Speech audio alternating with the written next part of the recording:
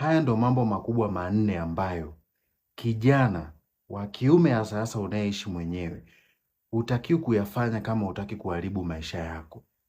Mambo makubwa manne, nisikilize kwa makini. Inawezekana wewe ni mambo ambayo ukawa unayachukulia hizi tu, lakini yatakuja kukukosti ukiyapuuzia.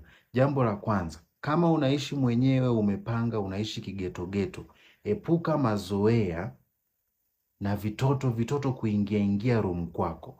Epuka mazoea vitoto kushinda magetoni kwako. Sijui hapo una kitv, sijui unaangalia mpira, unacheza game, sijui movie. Usiweke utaratibu wa kushinda na vitoto vya watu ndani ya hilo geto lako. Utakuja kupata kesi ambazo utakuja kujutia na utajua uchomoke namna gani. Na mpaka itakavyokuja kuprovika kwamba it is not you umewafanyia ukatili hao watoto, utakuwa tayari umesha sota. Amini nakwambia. Kama utaniona mimi na kufundisha wewe uchoyo, sijui mwenyewe, ila watu wazima watakuwa wanaelewa ninachokizungumzia. Jambo la pili, kama Mungu amekubariki wewe kijana wa kiume, mwanaume, umepata usafiri wako, epukana na mtindo wa kuwapa lifti sijui watoto wa shule, sijui wanafunzi unataka kuonyesha wewe ni msaada. Angalia, sikiliza na kuambia, mimi sikufundishi uchoyo. Ninakufundisha kuyalinda maisha yako. Utakuja kuingia kwenye kesi ambazo yani utasema, mbona kama wema wangu mwenyewe uliniponza. Waache watoto wa watu wapite, kama waache, yani waone kama sijui ni pilipili na vidonda vya tumbo. Sijui kama unanielewa. Jambo la tatu,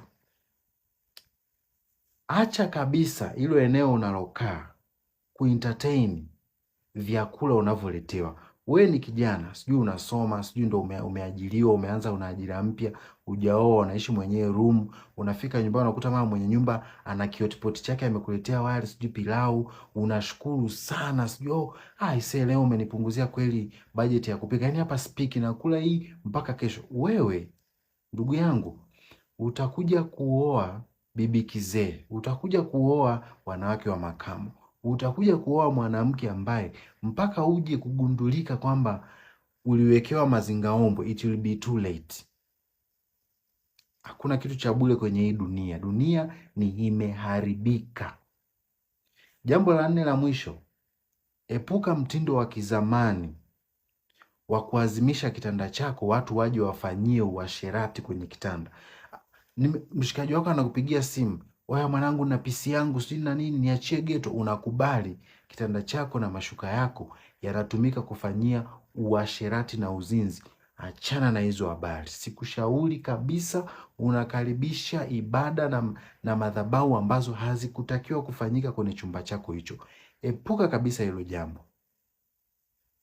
Bonus ya mwisho, najua huwezi kuacha, ila punguza idadi ya siku ambazo unalala na mabinti humo ndani usiku kucha, mabinti ambao hata kwao hawakutambui.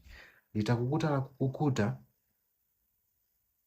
but it is what it is. Maisha ni ya kwako, sikupangii. Fanya ambavyo wewe unaona.